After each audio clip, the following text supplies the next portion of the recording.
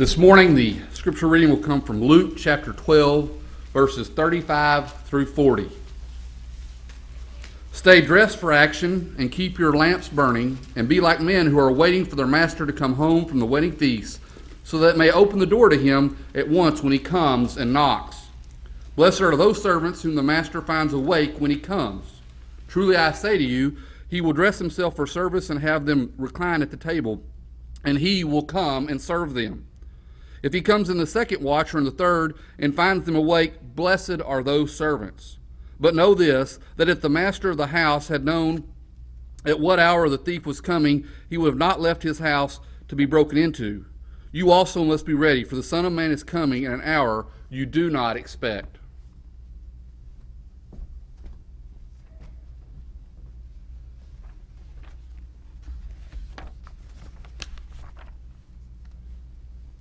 I titled my sermon this morning, Are You Ready?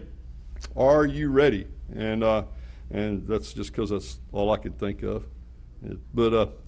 So the teacher asked the children in her class, in Bible class, and she said, hey, if I sold my house and my car and I gave all the money to the church, would that get me into heaven? And the little children said, well, no, that wouldn't get you into heaven. So she said, well, what if I came to the church building every day and cleaned it up and sterilized it so nobody would get COVID, and I mowed the yard and I went outside and I power washed all the bricks and I made it just as shiny and pretty as possible. Would that get me into heaven?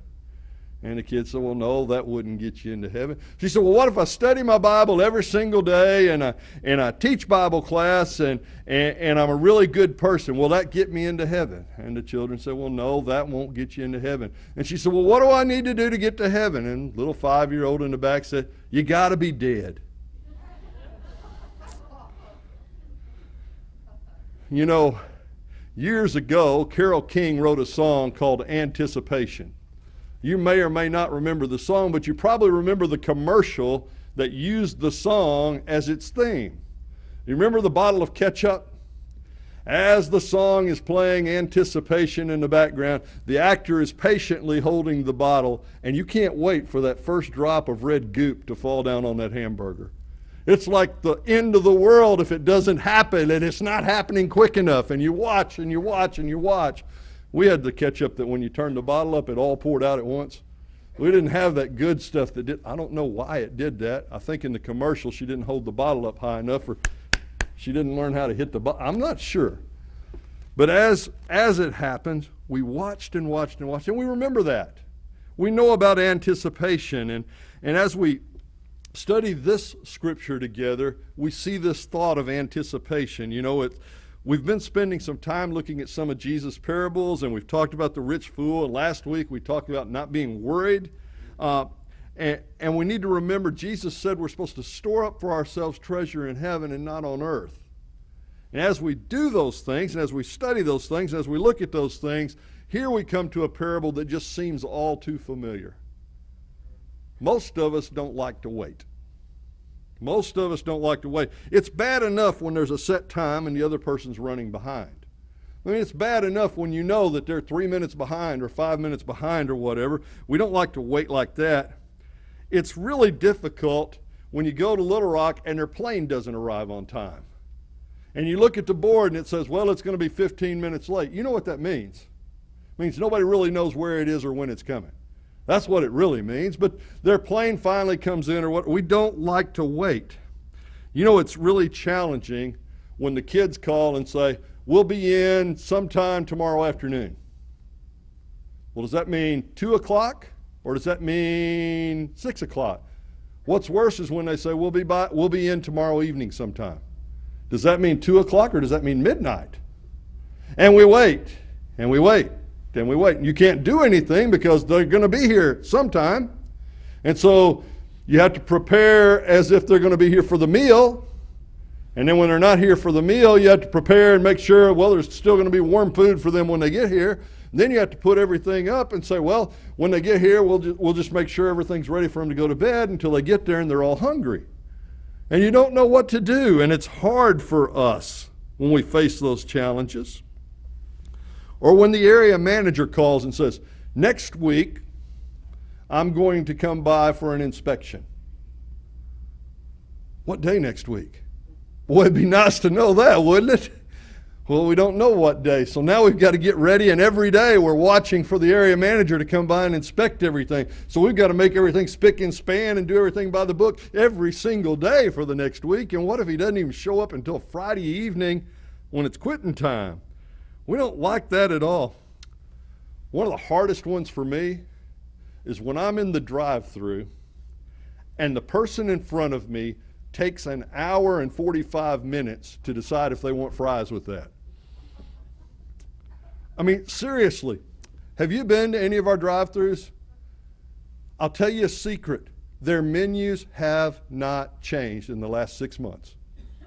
If you went there yesterday and you ordered meal number one is the same today as it was yesterday, the same as it was 6 months ago. And so you don't have to drive up to the drive-thru and say, ooh, let's look at the menu and see what's new. Because there's not anything new. It's not. That bothers me, okay? I tell you what else bothers me, and my wife laughs at me about this. When I go to McDonald's, you know they got the double drive-thru line? They got the one line that's right up next to the building, and everybody's in line there. And then they've got the other line. There's nobody in that lane that goes to the other side. But if you dare to pull out and get in the other lane and go around everybody, you get lots of dirty looks. You're cutting line. Well, nobody else is in line. That's not cutting line if there's nobody else in line. But if I'm in that up against the building line and you go around me, how dare you do that? I've been waiting in line for an hour and a half waiting for this guy to decide if he wants fries with that. Sorry. Like I said, we don't like to wait. But especially we don't like to wait when we don't know how long the wait's going to be. You know what? I can remember back years ago, some of y'all have been in Arkansas as long as I have or longer, and you remember back when you used to have to take a day off of work to go get your tags for your car. You waited and waited and waited, and you went to the courthouse and you waited over there. You went to the insurance agent and you waited over there. Then you went to the revenue department and you got there and you went up and you said, ooh, I've got number 2. And you're excited because you've got number 2, and you go sit down and they say, number 64. And you look and realize that there are at least 30 people in front of you. Oh, that wasn't fun at all. We don't like to wait. But you know, sometimes the wait's worth it. Sometimes the wait can be great. Years ago, I stood next to Lloyd Jolly. And Lloyd Jolly and I stood there, and Bruce, my brother-in-law now, and Albert, my best friend, and all of us were standing up there at the front, and we were waiting. Oh, and I was a nervous wreck waiting. I was wearing my only suit that I had, and all of a sudden the back doors of the Argus Shearer building opened up, and Gail walked in on her daddy's arm. Oh boy, the wait was worth it. As that beautiful young girl walked up the aisle, waiting was the furthest thing from my mind. No, waiting was replaced by anticipation. Anticipation. In just a few steps, she's going to be my wife. How wonderful that was and how great that is. You see, waiting can be absolutely devastating, but anticipation can be absolutely wonderful. And that's what Jesus is talking about here, is anticipation of the second coming, not just waiting for it. He tells us that the time of his coming is unknown. We don't know the time. And as he talks about these things, he uses terms that we don't use very much today. You know, I'll ask you a question. Who knows when Jesus is coming back? Anybody got that on your calendar? No? Okay, well, that puts you on the same level with me. Puts you on the same level with Jesus. Mark 13, Jesus says in verses 32 and 33, of that day or hour no one knows, not even the angels in heaven, nor the Son of Man, but the Father alone. Jesus doesn't even know when that day is, or at least he didn't at that time. So if you know more than Jesus does. But if we don't know when he's going to return, how can we be ready for it? I played catcher in baseball, and I was a pretty good catcher. One of the things that I liked to do was throw the base runner out when they were trying to steal second base. That was just a lot of fun. It was a lot of fun. They got all dirty and then they got all frustrated because they had to get up and walk all the way back to the dugout with everybody watching them. I love doing that. The key to throwing the base runner out is anticipating that he's going to try to steal the base. If you just sit and wait and react after he's already moving, it's too late. It only takes a matter of a few seconds to get from first base to second base. Just a few seconds. And if you take the time to, oh wait, the runner's running. Now I need to catch the ball, and I need to remember to step back and throw the ball and deliver the ball to second base. By that time, the guy's standing there looking at you. I didn't like that part. Nobody likes that part. So instead, while you're catching the ball, you're watching his eyes and his feet. By the way, he can't go anywhere his feet don't go. It's true. It's true. And sometimes they'll fool you. They'll take a big quick jump and you jump out of there, and I dare you to run now if they haven't taken off full blast. That's the way it works. We anticipate what's going to happen so that we're ready for whatever the situation might be. Jesus says we don't know when he's going to come back. So how are we supposed to prepare for that? How do you prepare for an event that you don't know when it's going to happen? Let me give you a clue. There's a difference between preparing for an event that you don't know is ever going to happen and preparing for an event that you don't know when it is going to happen. Here's an example. We don't ever know that there's going to be a zombie apocalypse. Okay? So probably not everybody is stocking up on chainsaws and chainsaw fuel. Okay? Because we're not sure there's ever going to be a zombie apocalypse. But we know at some point, we don't know what the day is necessarily, we know at some point we're going to retire, so we start putting money aside for that. We put a little bit in our IRA, or we put a little bit in our retirement plan, or we check our bank accounts and things like that, because we know at some point we're going to retire. It's a real thing, so we start preparing for it, even though it's not definite when it's going to happen. You see, we can prepare for things we don't know when they're going to happen. We can prepare for the return of Christ even though we don't know when it's going to happen, because we do that kind of thing all the time. We do, and Jesus tells us in verse 35 that we need to be dressed and ready. He says, stay dressed for action and keep your lamps burning. I love that. The Message paraphrases it this way. It says, keep your shirts on and keep the lights on. That's a pretty good, clear, concise way of saying that. Other versions speak of being ready for action.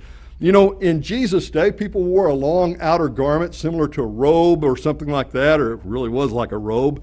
And when they're going to do some hard work or run somewhere, they would gird up their loins. Judge talked about that on Wednesday night in the classes there. And what he's saying is, you need to be ready. You need to be ready. He said, be dressed and ready. Have your clothes on and be ready to go. When I was on the USS Anchorage, we were in the Persian Gulf, and there was a helicopter that came in, and the helicopter came down as the ship was going up. We had a flight deck on our ship there, and that particular ship had a concrete flight deck. That's the way they make flight decks on ships. They steel surrounded by concrete. It's the way to do that. And the key for pilots when they're landing is to land as the ship's going down, or as the ship is peaked and it's going down. You don't go down as the ship's coming up. What happens is it goes like that, and that's not a good thing if you're the bug. And what happened was the helicopter caught on fire. There was a large explosion, there's fire everywhere, and being a trained sailor, every sailor's trained to fight fires, being a trained sailor, I, who happened to be back by the flight deck, out there in nothing but my swim trunks and a pair of shower shoes because I was sunbathing, wasn't on duty at the time, and so I was out there sunbathing when it happened, and I grabbed a fire hose and I went and fought the fire like everybody else did. That's what we did. Was I prepared? No, I wasn't prepared. Was it dangerous to be standing there in nothing but a pair of shower shoes and swim trunks trying to fight a fire? Yeah, that's pretty dangerous stuff. It is. Usually, when I went to fight a fire, I did it the way we were supposed to do. You went down and you got issued an OBA, oxygen breathing apparatus. You had been trained how to put on the oxygen breathing apparatus, and so you placed the oxygen breathing apparatus on yourself and you popped the little thing that caused it to start pumping oxygen through your mask. You made sure you had a good solid seal. You walked toward the place where the fire was with the second hosesman behind you. His job was to keep you from burning up. And so when you went in to fight the fire, you're holding the nozzle to fight the fire. He's holding a nozzle of a lighter spray, and he's spraying you down to keep you from getting overheated while you're doing it. That's the way you're supposed to do it. You know, we didn't fight very many fires. That's a good thing. That I remember, we only fought 2. There may have been a third one that I don't count because it was so minor or something like that. But we only fought 2 real fires that I remember. The whole lot of difference in being prepared and not being prepared. There's a whole lot of difference in being prepared and not being prepared. And see, that's what Jesus is telling his followers. You need to be prepared. We need to be prepared. We need to be planning ahead of time. Do you know, they spent no telling how many hours teaching me how to properly seal my mask. In the service, there were rules about how much facial hair you could have and where your facial hair could be because you had to be able to get a good seal. Believe it or not, when you're in an all-smoke environment, oxygen becomes pretty important. And getting a good seal on your mask becomes pretty important. I'm reminded of that every time I put one of these paper masks on. My beard down here is just such that it's just soft enough that it lets the mask ride up, and I'm constantly tugging it back down below my beard. And Gail says, well, you should shave. And I said, yeah, and put super glue on the bottom of my chin. But I'm not going to do either one of those things just to wear a paper mask. But that's the way it was. You learn that. You learn to put on heavy gloves. Things can get really hot in a hurry. You learn to put on heavy boots. You learned to put on all the different things you had to have so that you could do what you were doing. And they trained us and trained us and trained us till we could do it. Jesus says that the servants that are ready when the master comes are going to be blessed. It's interesting here. He says the master is going to come in and serve them. You know, one of the worst things that could happen would be for the servant not to be ready when the master comes. One of the worst things that could happen would be for us not to be ready when the time comes. William Barclay, in his article, Can You Say That, or You Can Say That Again, he wrote that the best way to prepare for the coming of Christ, listen to this, is to never forget that he's already here. Never forget that he's already here. He actually said the best way to prepare for the coming of Christ is to realize the presence of Christ. Never forget that he's here. You know, how many of us think that Jesus is going to come back while we're alive? How many of us really, really think that? And I would answer that probably most of us don't. Most of us don't. Most of us think the world's going to continue like it's continued pretty much. We're making plans for our retirement. We're making plans for the trips we're going to make after COVID is over. We're making plans for this and that, and we're thinking about our children and our grandchildren. We're setting aside funds for our grandchildren's college because they're going to need that after we're gone and things. We're planning everything in the world as if we don't think Jesus is coming back. We are. And it's not that we don't believe he's ever coming back. It's just that we don't believe he's going to come back anytime, not during our lifetime, not any time in the immediate future. After all, it's been 2,000 years. You know, Peter warns us about that kind of thinking. He says, people are going to say to you, look, it's been forever. Where is he at? That's what he says. I paraphrased it pretty heavily. I did, but that's what he says. And he says, and you're going to say, well, one day to the Lord's like 1,000 years, and 1,000 years like one day. What that means is not 1,000 years equals one day. What that means is time doesn't matter to God. Time is not relevant to God. So when he comes, he'll come. And we need to be ready for it. But you don't understand, George. Constantly being ready just wears you out. And waiting all the time just wears you out. And isn't that true? Isn't it true? You get so tired of waiting. Even a song about that. I'm tired of waiting for you. Yeah. But you know, a constant state of anticipation is the exact opposite of that. Oh, man. When we would go home, we were newlyweds and we didn't have anything. I mean, that's the way newlyweds are a lot of times. We had each other, and that was about all we had, but that was pretty good. But when we would go home on the weekend, you could almost smell the food before you got to the house. And his mama's cooking. Woo-wee, that was going to be good. But it wasn't just mama's cooking that I was looking forward to. I was looking forward to what we were going to take home with us. All those different Tupperware dishes full of whatever that's going to get us through the next week so we don't have to cook. Oh, man, that's going to be good stuff. We looked forward to that. How many of you look forward to the Thanksgiving dinner and there's some particular dish there that you only get once a year? Maybe it's, I don't get it anymore, but my mom's carrot cake. Wow. Man, I looked forward all year to my mom's carrot cake. There you go. That was my high point of my year.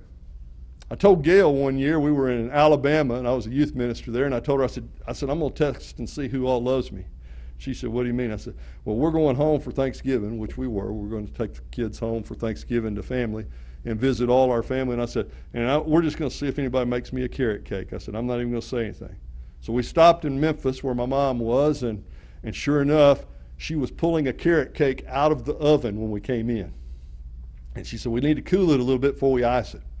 So that's great. So we ate carrot cake, and we ate about half of it between all of us that were there, and then she gave me the other half of the carrot cake to take with us, which is really great. I was happy. We went to visit one of Gail's friends. She lives in Jonesboro. She's blind. She's a diabetic. And we were going to spend the night at their house that night, and Miss Jane comes out, and she said, when we got there, she said, listen, she said, I know George's birthday is tomorrow and my birthday is today. She said, once a year I make myself a cake for my birthday. She said, so I hope y'all like carrot cake.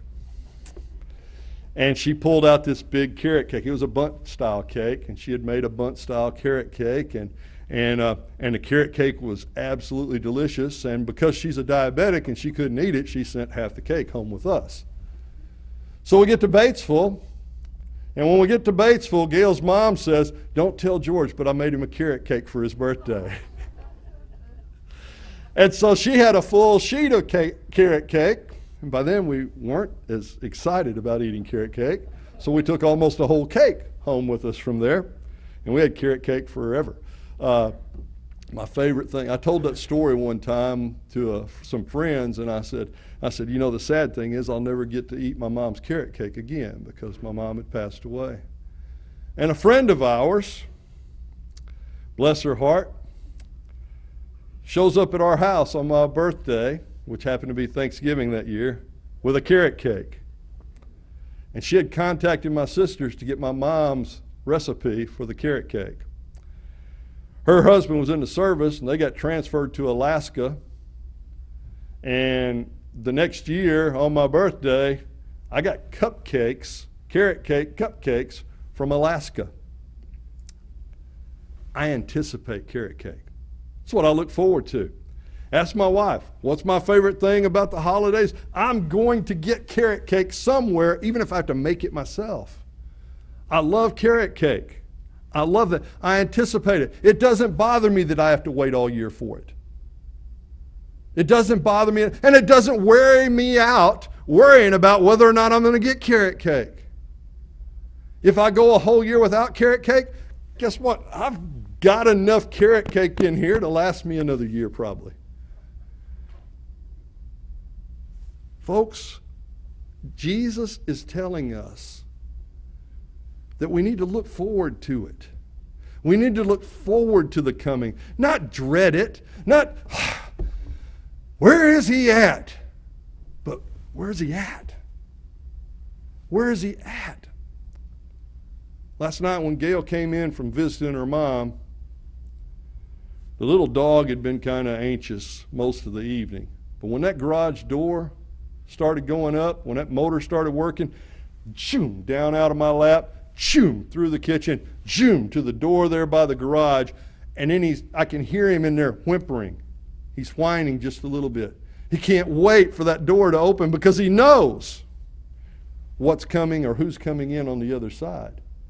And so when she tried to open the door, the dog is under the door. She almost steps on him coming in the door. That's the kind of anticipation Jesus is talking about us having. We're so excited. Our Lord's coming. Our Lord's coming. Every time we hear a noise, could that be it? Could that be Him? Every morning when we wake up, is today the day? We should be excited about this. And that's what He's talking about here. And we need to understand that. We need to always be ready. Are you ready? Are you ready? You know, the worst thing is when you're getting ready to go somewhere, and I'm bad about this. My dad was worse, but I'm bad about this. Gail, we're supposed to be there in 30 minutes. It takes 24 minutes to get there. What are you doing? We need to leave now. Gail. And so we head to the car. And you know what happens when we head to the car? I go back in and get my wallet. I go back in and get whatever else it is I forgot. I need to put on my shoes. I know none of the other husbands ever do that to your wives. My dad used to do it horribly, and I'm pretty bad about it myself. And I hate that in me, but she'll say, I spend all this time listening to you yell at me, which slows me down because it gets me all distressed before we go somewhere, and then you're not ready when I come out. Well, no, because I knew I didn't need to get ready yet. No, I don't know what the reason is, but that doesn't work very well. No, instead, we ought to be ready. We ought to be ready. You know, the time of Jesus coming is going to happen at a time we don't expect. In the second parable, he tells us it's going to be like a thief in the night. You know, and he switches to this parable to illustrate this other point, that it's going to be an unexpected time. And he said if the head of the house knew what time the thief was coming, he would be prepared for it. 1 Thessalonians 5:2, Paul writes that you yourselves know full well the day of the Lord will come as a thief in the night. I know people, you do too, who have security systems on their homes. You know why you have a security system on your home? To let you know what's going on.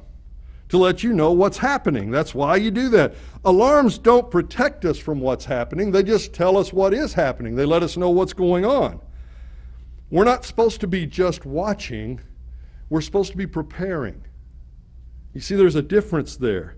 If there's no expectation, there's no preparation. And that's really close to the point of the first parable. If we don't really expect Jesus to return, we're not really going to prepare for Jesus to return. We don't want to look at it like the young man in Sunday school one day, and the youth minister's trying to get the teenagers involved, and he asked them a question, what would you do if your doctor told you you only had 24 hours to live? And one of the girls said, well, I'd want to spend more time with my grandma and my mom and my dad and my brothers.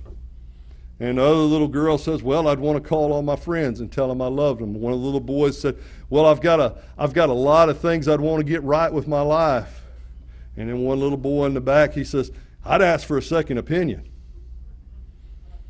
You know, I don't know what's going to happen, but are you ready for anything? Are you ready for the Lord to come? This time last year, in this same pulpit, we were talking about all the great plans everybody had for 2020. I'm not going to ask for a show of hands, but did anybody's plans change in 2020? If your plans didn't change, you didn't have any. Because 2020 changed everything for a whole lot of people. It's just the way it is. Anybody ever serve in the military? You know, one of the very first things you do after you raise your right hand and you swear to protect and defend the Constitution of the United States against all enemies, foreign and domestic, so help you God. One of the first things you do is they send you to this place called boot camp. And at boot camp, they break down you as a civilian and train you to be whoever you're supposed to be. And then after boot camp, you go to A school, or I don't know what they call it in other branches, but you go to whatever training school for what your MOS or your rating is going to be. I went to M&MA school in Great Lakes in Chicago, and we got up there, and they trained me to do my job as a machinist mate. And then from machinist mate school, I went to submarine school, and in submarine school, I learned everything there was to know about being on a submarine, except the part that you learn when you actually physically do it, which is a whole different story. But I learned all kinds of things. We learned damage control. We learned how to go in and fix a leak when a pipe was burst or when maybe a side wall had crushed in a little bit, as if that could actually be fixed underwater in a submarine. But we learned how to do escape drills. We learned how to do all kinds of things. We learned how many, and then when you get out into service, Max can tell you this, you drill. You drill for this, you drill for that. You practice this drill, you practice that drill. You do this, you do that, you do this, you do that. You do the drills so many times that you can follow the drills in your sleep. We used to joke that a trained monkey could do our job 99% of the time. The problem is that other 1% of the time when something goes wrong. They drill you to the point that when something goes wrong, you don't even think about what you're supposed to do. You react. You react. You're ready. You're prepared for whatever that emergency may be. When our soldiers are overseas and all of a sudden they come under enemy fire, they don't say, "Oh, wait! Let's open the manual to page 312 and see what we're supposed to do when we're being fired upon."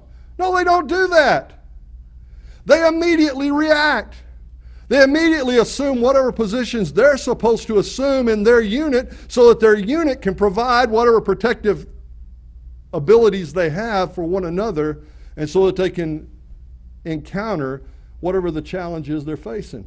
They don't have to think about it. They don't have to have orders given telling them what to do immediately because they've trained for it so much, they're ready for it so much that when it happens, they're ready to respond. Folks, we ought to be so ready for the second coming of Christ that when He shows up, it's not a surprise. We're ready for it. We're ready for it. We're looking forward to it.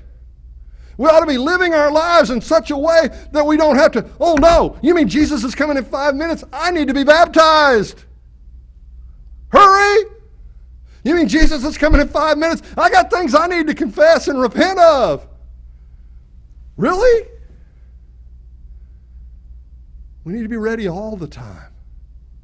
That's the whole point of this whole lesson that he's talking about, is that when Jesus comes, He doesn't want to find us unfaithful, but He wants to find us anticipating,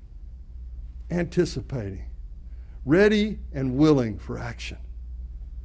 Because that's the kind of people that we're supposed to be. You know, we're at the beginning of what could be a really tremendous year. I guarantee it's going to be different than any other year it's ever been. One thing, we're all a different age than we were at any other year. Things are different. The year's starting off different. The year will probably finish off different. All kinds of things are going to be different. You can wait for that. And you can just go through life watching what happens around you. Or you can prepare for that. You know what? One of these days, maybe during my lifetime, maybe today, Jesus is going to come back. I don't know when. He didn't know when. I sure don't. One of these days, Jesus is going to come back. It might be today. Are you ready? Are you ready? Are you anticipating His return? Have you got the soup on? All you got to do is keep it simmering long enough. Have you got your life ready? Are you prepared? If you need to respond this morning, we'll give you an opportunity. Jesus said, "He who believes and is baptized is going to be saved." That believed word, it's an ongoing verb there. It means not just that I believe today, but that I believe tomorrow, and that I'll believe the day after tomorrow, and that I'll continue in my faith. And then he says, "is baptized." Well, that's a one-time word. That's a one-time verb. It happens one time. If I do those things, then I'm going to be saved. That's what he says. If I continue to believe and I'm baptized, I'm going to be saved. And then he says, but if I don't, I'm going to be condemned. Are you ready? Do you need to respond to the Lord's invitation? If you do, won't you come while we stand and sing?